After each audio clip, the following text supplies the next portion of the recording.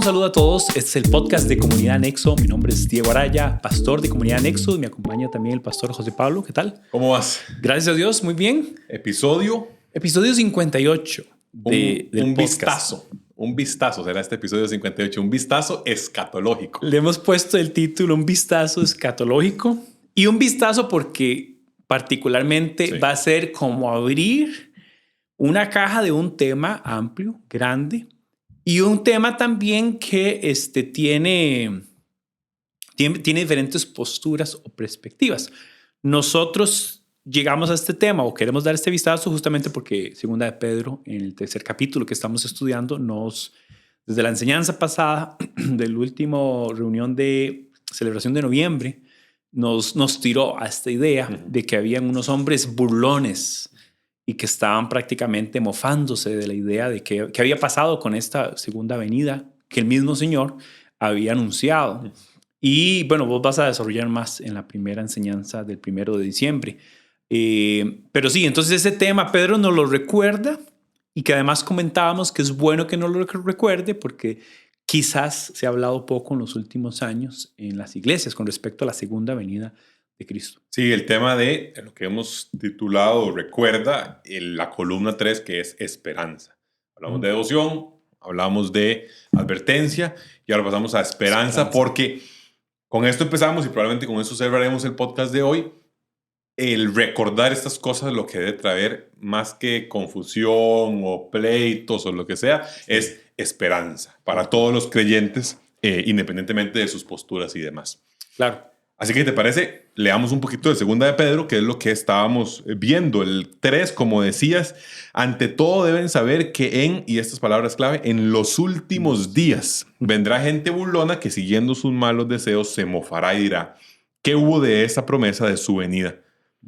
Y después, digamos, elabora un poco más y obviamente conforme avanza el capítulo seguimos viendo algunas cosas como aquella idea de que el día del Señor vendrá como un ladrón, que Jesús también la refiere, y habla de temas de destrucción y demás. Y Pedro en el 14 nos dice, hermanos, mientras esperan estos acontecimientos. O sea, nuevamente, esperanza vinculado a esto que estamos recordando.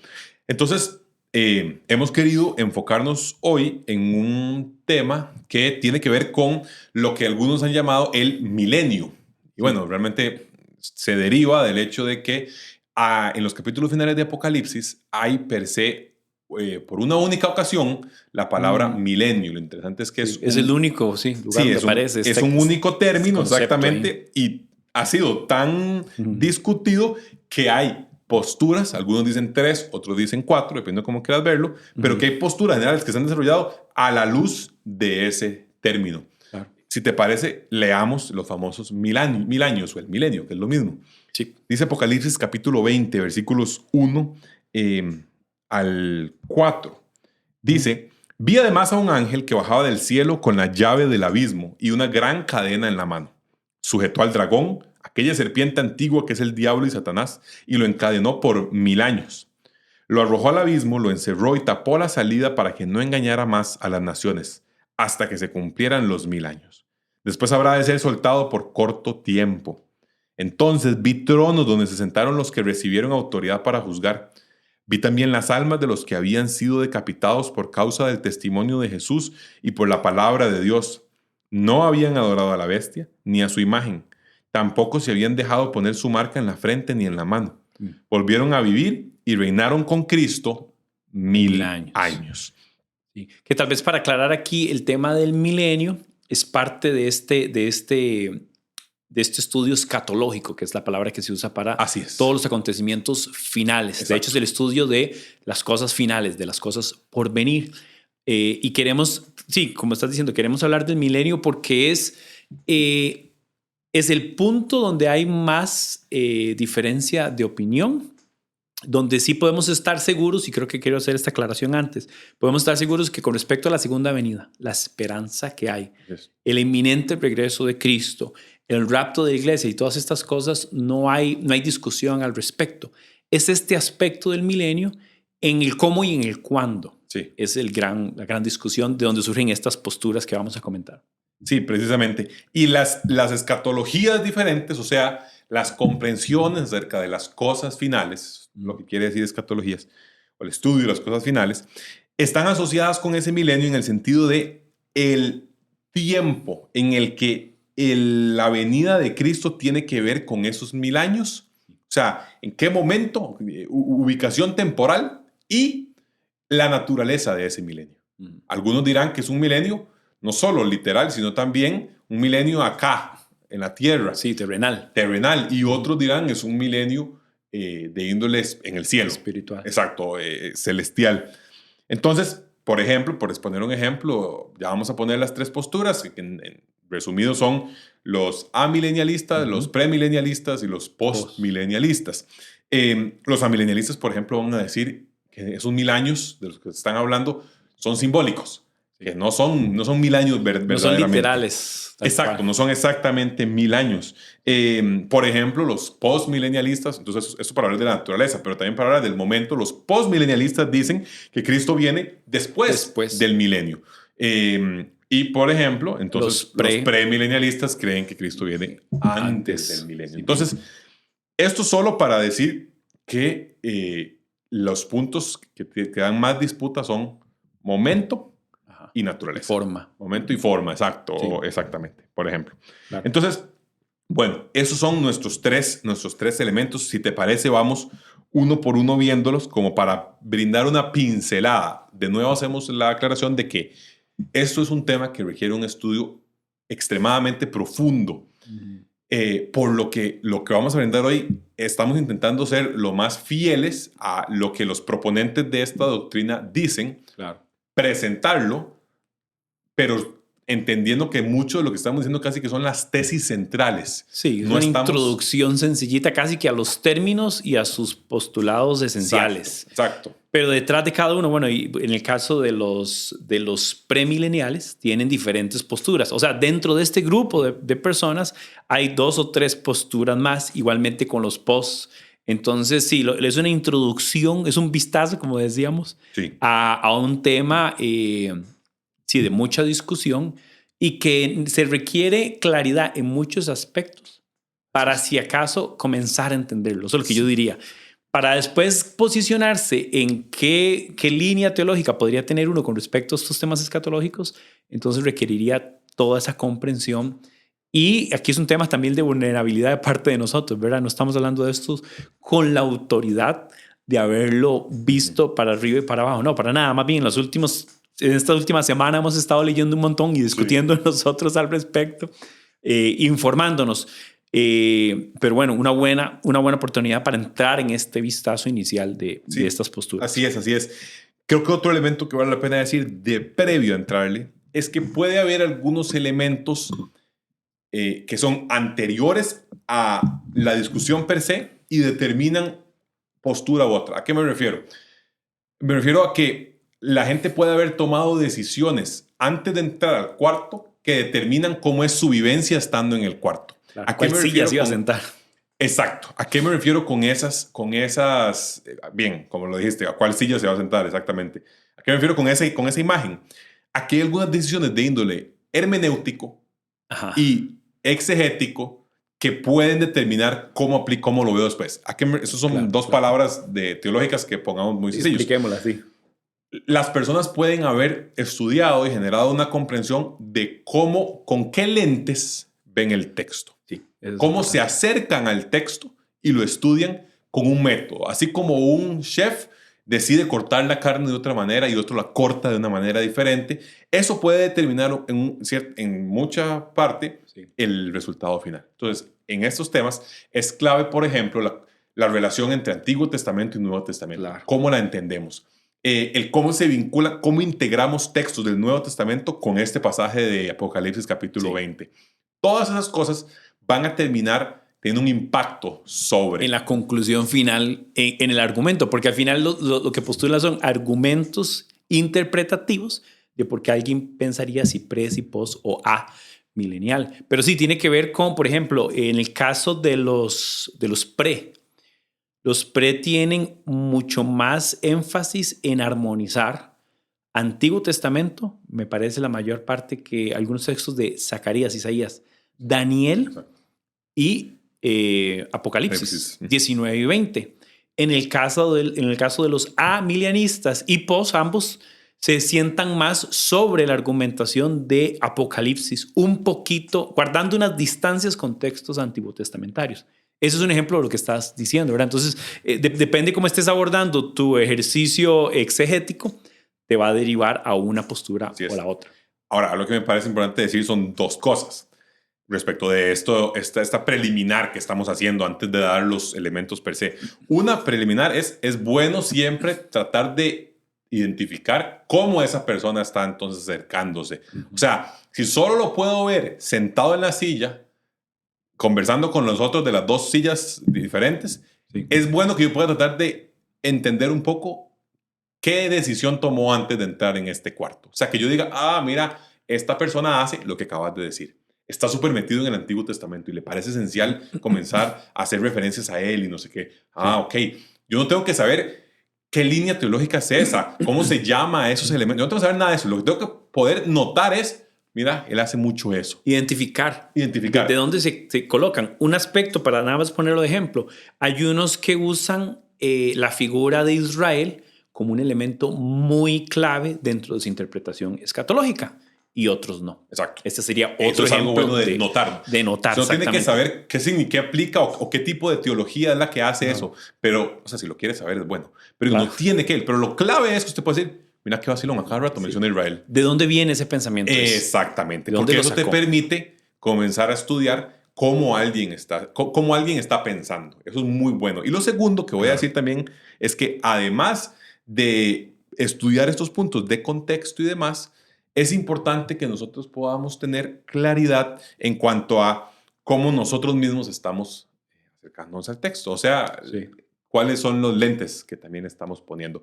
Pero además de eso, que el hecho de que alguien diga, porque esto puede ser muy siglo XXI, de que vos digas, no, pero es que hay que acercarse hacia el Nuevo Testamento, Apocalipsis 20, y yo diga, no, yo creo que eso no es así, yo creo que tiene que ser así, no significa que la conclusión sea que cada quien lo haga como quiera. Que cada quien haga lo que mejor le parece. Mi verdad, porque eso es muy siglo XXI. Lo que debería pasar es que entonces vos pones tus elementos sobre la mesa, yo pongo los míos sobre la mesa y comenzamos a ver si se sostienen o no se sostienen. Y yo comienzo a decir, pero es que si vos haces eso, tenés tales y tales problemas. Y por allá, y vos me decís lo mismo de mí, y yo me doy cuenta que eso hace que se caiga mi castillo. Y por ende, tengo que cambiar. Que también es bueno aclarar que este tema no es causal de división en la mayoría de los grupos cristianos. O sea, la mayor grupo de cristianos tienen en común que esto no es causa de división, es causa de discusión, y la discusión siempre es buena. Exacto, que no es un tema de herejía y ortodoxia, sino que es un tema de los que ya hemos comentado en esta congregación, en los que se vale pensar distinto. Se vale pensar distinto en este tipo de cosas. Ahora, bien fundamentado y bien discutido. 3 perspectivas. La número 1, amilenialismo. Comenzamos con esa tal vez y vamos a hacer siempre como un estudio lingüístico. Pre, post y a, ¿verdad? Entonces, ¿qué quiere decir a? A quiere decir como cuando usted dice que algo es anormal. Entonces, quiere decir que no es normal. Entonces, amilenialismo, muchos han dicho, es un término que algo dice, pero realmente no ayuda demasiado. Porque no quiere decir que ellos no crean del todo que hay un milenio. Lo que creen ellos es que ellos no esperan un reino milenial, como lo dirán los premilenialistas, sino que esta puede ser básicamente una buena forma de entenderlo. Ellos describen el presente reino de almas de los creyentes que han fallecido con Cristo en el cielo. Es decir, ellos reinan en el cielo junto con Cristo en el tiempo presente. Entienden que Satanás es atado como que tiene efecto durante todo el periodo entre la primera venida de Cristo y la segunda venida de Cristo, y que termina poco antes de que Cristo ya vuelva. Claro. Ellos enseñan entonces que Cristo va a volver después de este reino que es celestial. Recordemos la clave: naturaleza. Naturaleza de los 1000 años es parte de lo que está viendo. Ellos tienen una postura más figurativa, más simbólica. Más simbólica. Menos literal en cuanto ante la forma y el tiempo. Porque claramente ya 1000 años... claramente ya 1000 años aquí ni aplica en el sentido literal porque han pasado más que 1000 años, pero su postura viene de ahí. Entonces, lejos de negar el milenio, lo que hacen es leerlo o notarlo de una manera casi sí, figurativa, con la experiencia del reino de Cristo presente ahora, pero a la expectativa de lo porvenir. Exacto. Ese es como Esperando yo lo... como lo que ellos llaman la era de oro, la etapa de oro que ha de venir. Sí. Y Satanás entonces está atado. Y usted dice, pero ¿cómo que Satanás está atado? Bueno, la comprensión amilenialista lo que dice es que Satanás está atado en el sentido de que le es imposible sostener el avance del evangelio. O sea, le es imposible detener el avance del evangelio, que continuará llevándose a toda lengua y nación, como dicen otros textos. Entonces, por esa razón, está atado, pero no significa, dicen los amileniales o amilenialistas, no significa que él no pueda perseguir a la iglesia, sino que lo que significa de nuevo es que no puede evitar el avance del evangelio, pero que justo antes del final a Satanás se le permitirá de nuevo engañar a las naciones y la persecución va a aumentar de manera dramática. Exactamente.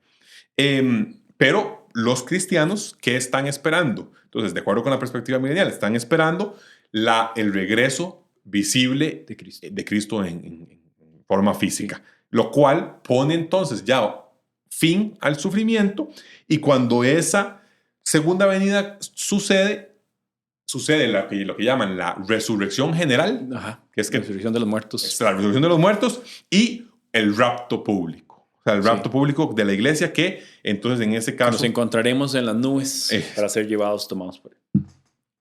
Acto seguido, juicio y estado eterno. De hecho, una de las características de los amilenialistas es como un acercamiento muy pragmático y muy sencillo. O sea, si uno compara el post y el pre, sobre todo el pre, con el amilenialista, se da cuenta que es mucho más sencillo, más práctico, más como... Sí, estamos viendo en el reino. En algún momento va a comentar la persecución. Sí. Se puso todo feísimo. Viene Cristo, nos vamos, pum, se acabó, estado eterno. Sí, mucho más. Si uno ve, y ahora podemos comentar un poquito de la vista, digamos, de los pre, se dará uno cuenta que hay más definición específica de asuntos que pasan y después subsecuentemente pasan otras cosas. Sí. Entonces pareciera más tedioso. Otra característica que mencionaría de los amilenialistas es su interpretación es lo que ellos han llamado los preteristas, que lo que significa es que ellos ven sobre todo el Apocalipsis, pero también en el caso de algunas profecías del Antiguo Testamento, las ven como profecías que se cumplieron en el futuro de los escritores y no en nuestro futuro. O sea, como dar a entender que ya todo lo que se anunció proféticamente antes de Cristo y en el Apocalipsis después con Juan, ya sucedieron en su tiempo, o por lo menos digamos en el primer siglo. Y en parte ahí es donde entran las disputas y los señalamientos, porque los amilenialistas lo que dicen es que la mayoría de las profecías que presuntamente están por cumplirse, sobre todo en la restauración de Israel y el templo y todas estas cosas, ellos las dan por cumplidas en este tiempo de gracia de la iglesia. Cristo y la iglesia. Ajá. Y ahí chocan los premileniales con amileniales, porque los pre hablan más del cumplimiento de aspectos del Antiguo Testamento. Yo hice una mención un poquito de esta tensión en la enseñanza anterior, cuando en un mismo capítulo de Isaías se refiere a la persona del Mesías o al Mesías por venir, y vemos el cumplimiento de Cristo diciendo esto se ha cumplido delante de ustedes en Isaías 51, que después lo relatan los evangelios en Lucas 61. Pero al mismo tiempo, si uno lee al final del 61, hay cosas que no suceden realmente en esa primera venida, entonces quedan expectantes. Los amileniales, de algún sentido, argumentan que estas cosas todas debieron haberse cumplido en este primer siglo. Hay un principio de los amileniales que llaman el ya, pero todavía no, que es que tiene que ver precisamente con esa idea de que los cristianos ya viven en el reino de Dios inaugurado, claro. Pero por supuesto, ahorita Cristo reina desde el cielo, sí. Pero esperan el cumplimiento pleno de ese reino. El reino ¿no? Cuando pleno, ya está pleno, exactamente. No, cuando nosotros Cristo... usamos muchísimo ese concepto Sí, para dar a entender de que nuestra experiencia espiritual no es de segunda categoría, esa es real. Exacto, que la vida eterna ya empezó. Exactamente, pero aguarda lo mejor y lo venidero. Exacto. Bien, está en camino. Exactamente. Sí. Número Espero 2. que haya quedado relativamente claro. Okay. Tal vez en 2 patadas, ¿verdad? Reino que ya empezó, promesas cumplidas en Cristo en la iglesia, Ajá. tiempo que avanza, eventualmente Satanás, bueno, en ese tiempo Satanás amarrado, Sí. Limitado. Es la expresión más que... no en perseguir, Ajá. pero sí en evitar el avance del evangelio. El evangelio avanza, Sí. cercano al fin, la cosa se pone horrible, dramática para los creyentes. Viene Cristo, resucita a todo mundo, juicio, Nueva y creación. estado eterno. Sí. Exactamente, estado eterno. Esos fueron los amileniales. Vamos a ir a los premileniales. Los premileniales, solo vamos a hacer la salvedad de que existen 2 ramas dentro de los premileniales, pero no vamos a hacer tanta recoveco en eso. Hay los llamados históricos y los llamados dispensacionalistas. Los históricos se les llama así porque representan una perspectiva que fue muy común en los primeros siglos de la iglesia. Sí. Entonces, históricos porque pues eso, tienen un carácter histórico. Sí. Los dispensacionalistas tienen que ver con una doctrina que yo diría fue muy famosa probablemente el siglo pasado. Sí. Sí, que viene posterior a la postura más histórica. Sí, siglo XIX y siglo XX probablemente sean los más fuertes, sí. Que lo que hace es que entiende los momentos de la Biblia en dispensaciones, que son momentos. Secciones, exactamente. Hay unos que le han llamado hasta eras. Eras, momentos. etapas, correcto, sí. Pero en general, ambas, sea premilenialismo histórico o dispensacionalista, entienden estos pasajes de Apocalipsis 20 que leímos, todo lo que leímos, de manera muy literal y de manera cronológica siguiente, posterior a lo que pasa en Apocalipsis capítulo 19, 11 al 21. Sí. Vamos a ver. Lo que dice básicamente, recordemos, naturaleza y tiempo. Son los 2 elementos que probablemente los distinguen mejor. La doctrina establece que después de la segunda venida de Cristo, Cristo va a reinar por 1000 años en la tierra antes de la consumación final de la redención de Dios para su pueblo, que sucede en el nuevo cielo, que llama, y la nueva tierra en esa época que habrá de venir. O sea, básicamente, Cristo vendrá y luego reina por 1000 años literales en la tierra antes de que suceda realmente esa consumación final de la redención para el mundo. Y aquí yo agregaría que los premileniales hablan de la gran tribulación también premilenial. O sea, rapto de iglesia, este periodo de tribulación, y posteriormente el tiempo del reino milenial. Que ahí es donde está la perspectiva también de la interpretación de las visiones de Daniel y de las 70 semanas. Y aquí hay un montón de temas chiquititos, pero por lo menos desde la postura dispensacionalista se habla de 7 años que vienen posteriores del rapto, en el que habrá presunta paz por algunos años, 3 años y medio, y después se desenmascarará la bestia y el anticristo y todo por otros 3 años y medio, vendrá la gran tribulación y finalmente vendrá el milenio, que es donde Satanás entonces será, ¿qué es lo que dicen? Atado, será amarrado. Y echado al lago. Ajá, al abismo. Al abismo, el abismo es la palabra, gracias, sí. Y es interesante porque entonces lo que ellos dibujan en la imagen del milenio, porque son muy gráficos, además en los premilenialistas hablan de un milenio donde dice que entonces es Cristo reinando con los creyentes, con la iglesia, a establecer un reino que vendría a ser la demostración de lo que Dios siempre quiso, o sea, del gobierno teocrático finalmente en Cristo, y la iglesia también como un gobierno teocrático por aquello, ese esquema de gobierno en el que Dios gobierna directamente sobre un pueblo. Nada más como aclaración Sí. de lo que vas a decir. Y en medio de todo esto, además, todo el sentido de la restauración de Israel viene como parte. Y ahí hay un gran... Sobre todo con Gran paréntesis. dispensacionalistas, ¿no? Exactamente, hay un gran paréntesis, porque una de las cosas que se tiene que notar es que el milenio o la escatología desde la postura premilenialista dispensacional es esta idea de que parece que se ejecuta un plan iglesia y un plan Israel, lo cual hace bastante confuso. O sea, entrar en este tema de los eventos como se describen en el orden, en la forma, y también parece que hay un cronograma, por decirlo así, Exacto. que tiene que ver con Israel y otro que tiene que ver con la iglesia.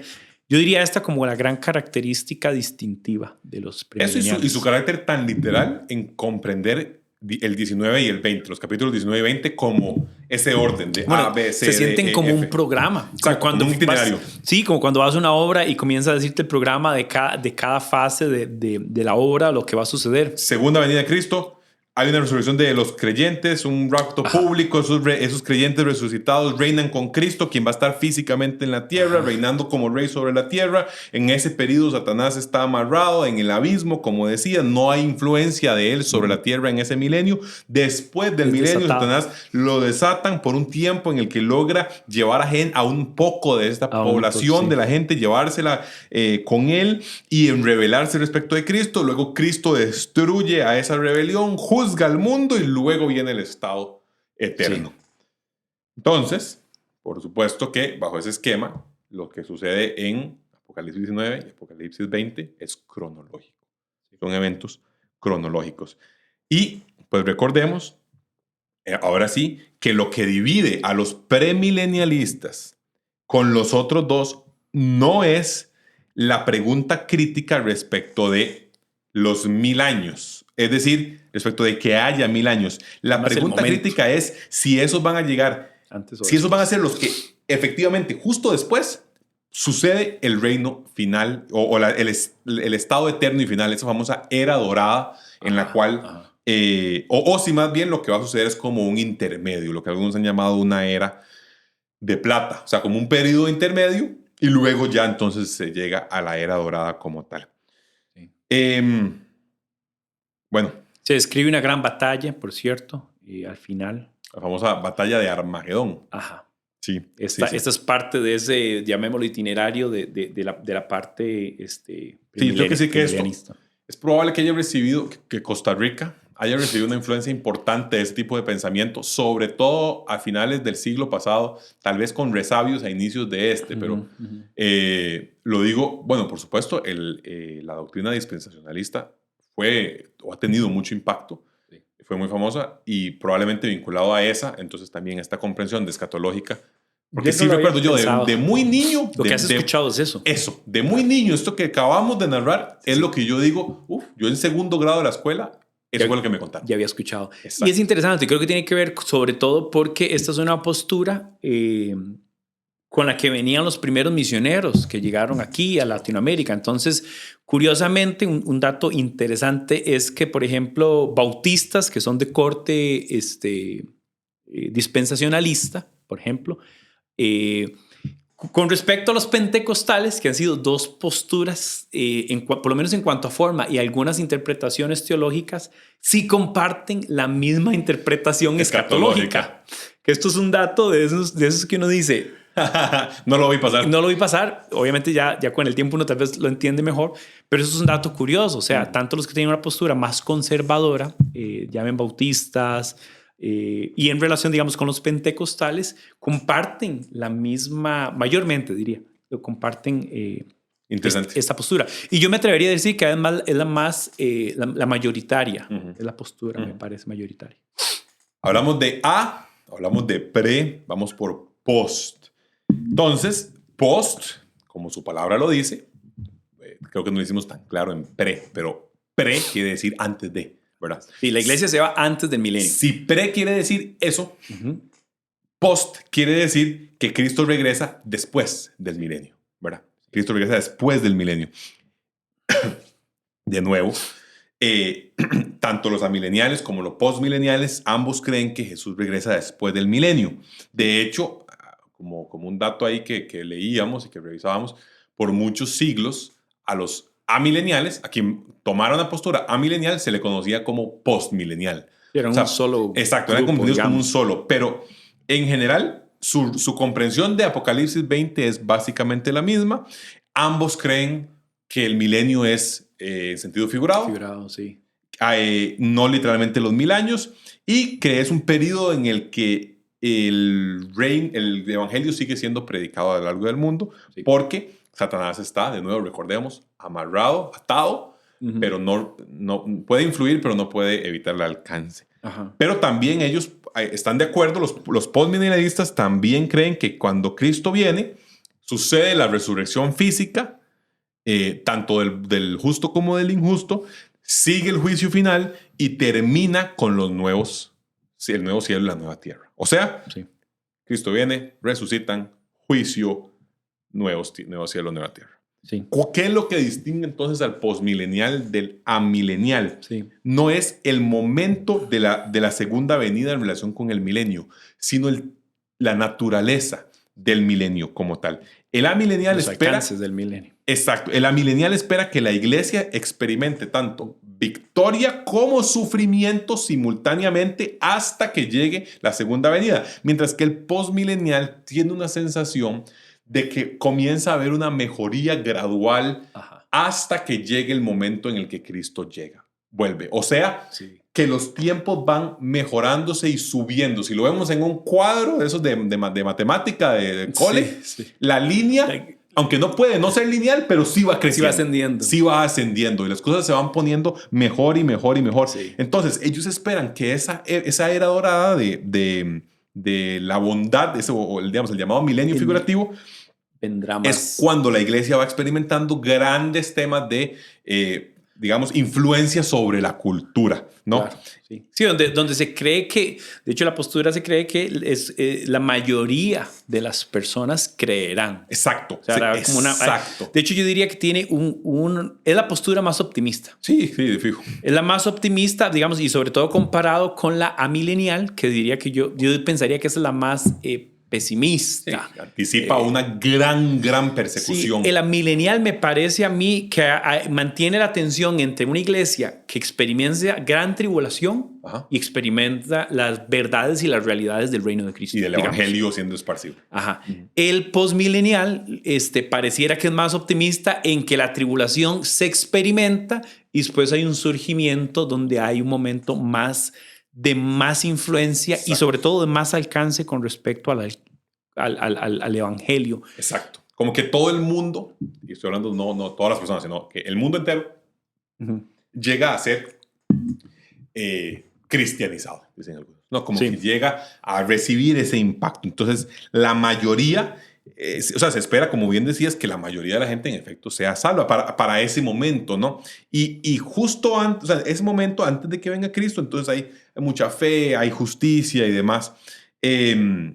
Y bueno, ese es probablemente uno de los principales elementos que determina al postmilenialismo, o al menos en lo que comprendemos, es ese gráfico creciente, esa imagen creciente. Me parece también que este es el menos popular de las posturas entre los creyentes. Al menos actualmente, al menos entre los académicos. Que nos dio, además, leyendo y viendo algunos videos, pareciera que es el que tiene más preguntas por resolver cuando se le pregunta, sobre todo con temas de dónde está la restauración de Israel, con temas de la resurrección de los muertos, que no parece claro este sentido de que los muertos en Cristo resucitarán primero, no.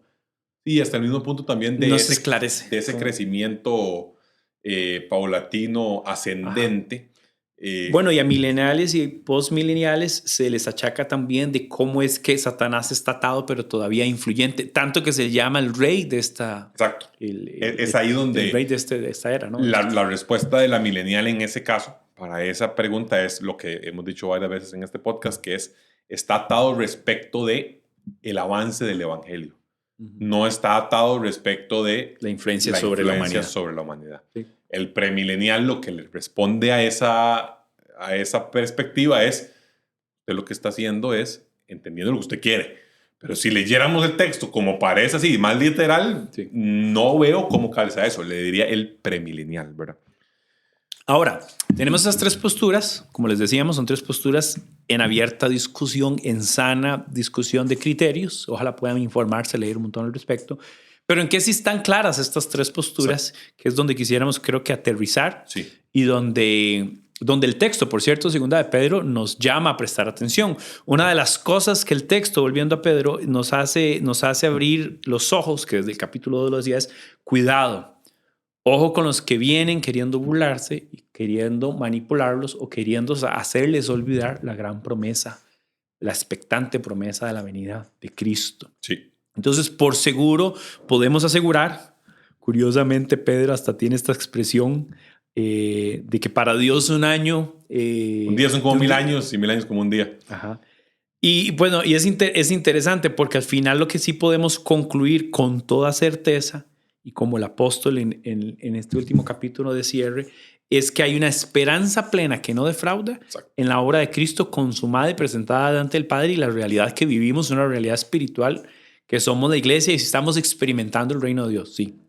Pero que nos aguarda la redención futura y plena y la restauración de todas las cosas, incluyendo la humanidad e incluyendo la creación, que también Romanos nos recuerda que ha sido corrompida, está sujeta a corrupción. Dice que aguarda la redención. redención. Entonces creo que ese es el punto tal vez donde sí no hay discusión y donde no debe haber duda, es lo que yo diría. Sí, exactamente. Me gusta el versículo 10 para medio resumir cosas de las cuales estamos seguros. Sí. Dice, pero el día del Señor vendrá como un ladrón. Entonces, lo primero, vendrá. Ese creo que es la frase, la palabra más clave, que lo que nos dice es, Cristo vendrá. O sea, en eso, pre, post, a, todos de acuerdo, todos diciendo, sucederá. Número 1. Número 2, como un ladrón. Y eso hace referencia a, me parece, podemos decirlo con cierta claridad, a Jesús, a las palabras de Jesús. Sí. Jesús hacia el final de sus días comienza a hacer muchas parábolas sobre el tema del final de los tiempos. De hecho, comienza a hablar mucho sobre eso. Y va a utilizar, entre algunas referencias, va a utilizar la del ladrón. Sí. A ver, esto profundizaremos también en la enseñanza, pero ¿cuál es la característica de un ladrón? Pues un ladrón llega cuando nadie lo espera. Sin avisar. Sin avisar, exactamente. Entonces, eso nos pone en un estado de alerta, que te puede referir a otras parábolas. Por ejemplo, la parábola de las 10 vírgenes, de las cuales 5 estaban preparadas y 5 no. La idea básica probablemente detrás de es, sí, 1, sucederá, es un hecho, sucederá. Y 2, sucederá sin avisar. Entonces, estén alertas. Y Cristo sí hace muchas referencias a esa alerta, no solo con las parábolas que cuenta, sino también con él. Si estos saben discernir los tiempos, saben discernir esas cosas, ¿cómo no saben ustedes discernir, ¿verdad?, los tiempos que habrá de venir? Lo cual es un pasaje que nos acusa a todos porque todo el mundo está discutiendo sobre pre, post. Incluso ¿cómo es que no saben discernir ustedes? Sí, están discutiendo de cosas de las que quizás no van a tener certeza y lo que parece ser claro no lo están recordando. Exacto. ¿Verdad? Como anticipen. Hay varias parábolas que uno que dice, ojalá que cuando venga el Señor les encuentre haciendo lo que les demandó, que vendrá por la noche, pero hay un siervo fiel que vigila que está, y la otra súper popular que es el de las vírgenes, esperando, que hay un sentido de anticipación, de que tienen lo que se requieren y están con la postura, con la actitud de que eminentemente el novio está por llegar. Esas son vale la pena tal vez estudiar Mateo 24, donde Jesús hace referencia a acontecimientos del fin de los tiempos. Sobre todo, y aquí ojo con esto, cuando usted lee Mateo 24, todo el capítulo o el 90% hace referencia a un juicio de su era, de su siglo, hablando de los apóstoles, que es la destrucción del templo. Pero al final de estos versículos también hace referencia a una segunda venida, igualmente inminente, y con esta característica, aquí lo estaba buscando, porque lo que dice es que algunos van a decir, miren, aquí está, ese está el otro, dice, miren, aquí está el Cristo o allá está, dice, no les crean, porque surgirán falsos cristos y falsos profetas que harán grandes señales y milagros para engañar, si es posible, aún a los elegidos. Entonces, sí, él enfatiza como el mismo sentido de advertencia que Pedro viene desarrollando. O sea, como hay gente que está de una manera malintencionada, que es otra palabra que vimos en el texto, ¿verdad? Dice que intencionalmente han olvidado. Deliberadamente. Sí, por sus malos deseos, sus malas intenciones. Entonces esta gente de la misma argumentación de estos falsos profetas que enseñaban cosas, una cosa que se había colado es esta idea de ya no tengan esa esperanza, esto no va a pasar. Sí, me gustó lo que trajiste porque es el tercer punto de lo que queríamos decir. Bueno, en eso tengamos certeza. 1, vendrá. Claridad y certeza de eso. 2, como un ladrón, alertas. Pero 3, también lo que acabas de mencionar acerca de estar advertidos respecto de las falsos en Cristo, ¿no? El famoso cuando escuchen de guerras y rumores de guerras no salgan. Cuando es, ¿verdad? En el esquema de desde no sé cuántos, debe ser desde el siglo I probablemente, que la gente dijo ya viene. Y lo utilizaba para todos fines. Hay una secta que ha predicho la venida de Cristo en varias ocasiones. Y no solo, o sea, múltiples sectas y además diferentes grupos de creyentes, lamentablemente. Sí, también. Bueno, también, exacto. Y si algo parece estar claro también, es como un ladrón. O sea, que el Padre conoce el día y la hora, pero el resto, nadie. Entonces, por ese lado, recordemos nada más, como dice, que para el Señor un día es como 1000 años y 1000 años como un día. O sea, su tiempo no es, su comprensión, su sujeción al tiempo no es como la nuestra. Algunos han llamado en temas de eso lo que llaman para Dios un presente eterno, que Él puede ver el tiempo diferente con nosotros. Claro. No entraremos ahí. Que era uno de los argumentos de la última enseñanza que dimos a finales de noviembre. Hablábamos de esto. O sea, Dios con este carácter creador no está dentro, no se rige por el tiempo y el espacio como nosotros. Así que siquiera pensar que Él se atrasó no es posible. Exacto. O sea, tampoco que se va a adelantar. Esto no es posible. O sea, no sucede porque Él no está sujeto a esta realidad temporal nuestra. Pero sí se ha manifestado y se ha revelado en nuestra realidad temporal para tener testimonio de lo que Él ha dicho, lo ha cumplido. Y que no hay duda alguna de que lo que ha dicho que no ha pasado está por suceder. Entonces, más bien lo que nosotros tenemos que ver es en nuestra realidad, en nuestra historia y en la revelación de la palabra de Dios, ¿qué razón tendríamos para dudar del cumplimiento definitivo de la palabra de Dios? La respuesta es ninguna, no debe haber duda. Para el creyente que tiene duda, lo que tiene que hacer es preguntar más, leer más, estudiar más. Porque ahí vendrá la firmeza y la convicción y la fe que requiere también este tipo de temas. Y al mismo tiempo también es medio lamentable que es un tema, el tema escatológico se presta para mucha especulación. Y hay como hasta cierta... morbo. Es como un morbo, ¿verdad? Porque ¿cómo va a ser? Y va a pasar esto y va a pasar lo otro.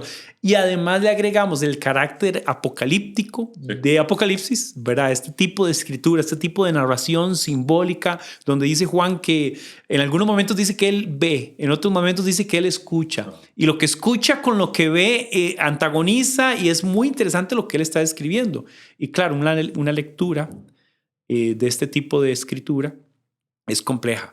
Y requiere tiempo. Y requiere tener elementos de criterio para poder sentar algunas posturas. Pero sobre todo queremos quedarnos con esto último de esa convicción. Así es. En Cristo. El punto con el que comenzábamos, que era esperanza. Entonces, si sabemos una certeza, la esperanza es precisamente eso, ¿no? Una esperanza, ¿no? Una certeza de lo que debe venir. Sí. O sea, un anhelo, una convicción, una confianza respecto de algo futuro. Pero esa es una gran pregunta. ¿Es una esperanza de verdad? O sea, con anticipación nos genera. Aquí hay varias cosas como preguntas prácticas. ¿La iglesia está a la expectativa ansiosa de? No parece serlo. No voy a decir nada, pero sí. Está duro. ¿La iglesia está actuando como si esto inminentemente sucede? Tampoco. No lo sé. Entonces creo que aquí las cosas más importantes, más que estar descifrando, contando y restando y hacer todo un cronograma para que a Dios no se le olvide regresar, deberíamos ocuparnos de lo propio, de lo nuestro. Sí. Y es que nosotros nos encontremos haciendo la voluntad de aquel que prometió regresar. Sí, aquel que nos dejó una gran comisión, mandándonos a ser discípulos porque le fue dada toda autoridad en el cielo y en la tierra. Que en eso seamos encontrados precisamente. Para cuando nos encuentre diga, siervo fiel, Siervo bueno y fiel, Sí. entra en mi gozo. Sí, había una frase que le escuché y me retó mucho, que escuché y no recuerdo a quién la escuché, pero era con respecto a este tema que decía, bueno, finalmente podemos concluir que el siguiente gran acontecimiento escatológico es la venida del Señor Jesucristo. Y era interesante, cuando uno dice ese postulado y ve estas posturas, eso es. O sea, lo que determina el final de todas las cosas va a ser ese glorioso regreso de Cristo en poder, en gloria, en autoridad, para encontrarnos con Él y ser tomados. Esto tiene que generarnos gozo, esperanza, expectativa. Y una cosa que es interesante es si oramos por estas cosas. Exacto. Qué duro, porque yo sé que muchas veces, un día estás hablando con Lucas, porque estamos hablando de algunas cosas desde la semana pasada que estaba estudiando el otro pasaje, él me decía, papi, pero es que yo quiero crecer y casarme y tener hijos. Yo le dije, papi, no se lo recomiendo. No, pero porque yo también estuve, esto es lo curioso, yo también estuve en esa sensación de escuchar después de llevar un par de cursos de escatología cuando tenía 14, 15, 16 años en la iglesia. Primero salir con miedo, porque ponían las imágenes de las bestias y aquello y las cabezas claro. Y yo, wow, no sé si voy a poder dormirme con esto. Pero tenía esa sensación como de, a veces le tengo más expectativa a mi vida. Exacto. Sí, como en mi vida aquí, exacto. Que la capacidad de decir, no, es que lo que él tiene para mí es supremamente superior. Y eso usualmente tiene que ver, lo escuchaba yo también en otros temas que revisaba, pero tiene que ver con la pobre manera en la que la iglesia ha presentado el qué implica esa vivencia con Cristo. ¿Qué significa? Como que lo ha presentado como que es un momento en el cielo en el que somos fantasmitas y nada más estamos como ahí, como flotando para un lado para el otro. No hay sol porque dice que Él es el sol. Ajá. Y no hay luna y nada. Entonces como de 50,000 millones de años de esto. Ok. Y entonces olvida cosas como que tendremos cuerpos. En esa etapa, en esa vida eterna, tendremos cuerpos, seremos seres con cuerpos, lo cual es algo increíble, que no estaremos ahí solamente viendo tele, esperando que se salga la próxima serie, sino que tendremos actividad, tendremos cosas por hacer y en general que es mucho más deseable, como dice Filipenses 1, mejor me es, ¿no? Vivir es Cristo, morir es ganancia, decía Pablo. Claro. Eso es la frase de alguien que entiende lo que hay por agarrar si llega. O sea, dice, si lo estoy aquí, lo disfruto y vivo para Él. Sí. Pero si me muero, viera que me va mejor. Pero también es una cosa que yo a veces hago para explicar esto a la gente y explicármelo a mí mismo, o sea, cuando tratar de entenderlo es, nadie puede hablar de una experiencia que no ha vivido. Entonces, cualquier comparativa cae corta. Pero digamos, a mí nadie me explicó y yo no podía entender lo que yo podía sentir cuando yo tomé a mi hijo por primera vez. Claro. Era como, nadie te prepara, nadie te lo describe como para poder comprenderlo hasta que sucede. Es como, wow, esto es increíble. Entonces creo que la sensación que deberíamos tener es lo que va a suceder en Cristo, en esta redención, en este evento para nosotros, es mejor que cualquiera de las mejores experiencias que hayas tenido multiplicado por millones. Estoy pensando en cosas que ojo no vio, ni oído alguno ha escuchado, ni ha entrado en pensamiento del hombre, son las que Dios tiene preparado para aquellos que le temen. O los sufrimientos de este tiempo actual no pueden compararse con la gloria que ha de venir. Ahí está, o sea, si le creemos a la Biblia nos está diciendo, lo de ahorita no tiene punto de comparación con ese esquema. Es como la diferencia entre ir a ver un partido aquí e ir a ver un partido al Bernabéu, un clásico, y que el Barcelona gane. Increíble. Eso sería increíble. Yo no creo que eso pase, pero bueno. Bueno, episodio 58. Así es. Recalco nuestro sentido de integridad y vulnerabilidad. Y humildad. Sí, de humildad. De que este tema nos supera. O sea, no tenemos la letra, no tenemos... no nos hemos quemado tanto las cejas en esto específicamente, pero bueno, que Dios nos permita crecer y aprender. motivándolos al estudio. Creo que es uno de los propósitos. O sea, aquí Exacto. son conversaciones teológicas con aplicaciones prácticas. Sí. Así que...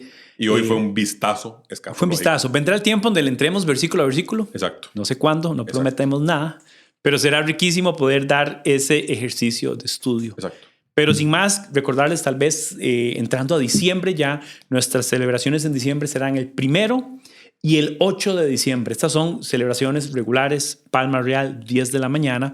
Pero también quiero recordarles que tenemos nuestro cierre, que es la cena navideña el 15 de diciembre, que va a ser a las 5 de la tarde. También en Palma Real. En Palma Real, tremendo pachangón. Pero santo. Sí, no, claro, no, es que los pachangones de verdad son santos, esa es la distinción. Entonces, indistintamente si eres pre, post o amilenial, va a haber cena de Navidad. Exacto. Salvo que Cristo venga antes. Bueno, eso sería tremendo. Pero bueno, todos invitados y bueno, sin más, bendiciones. Nos vemos.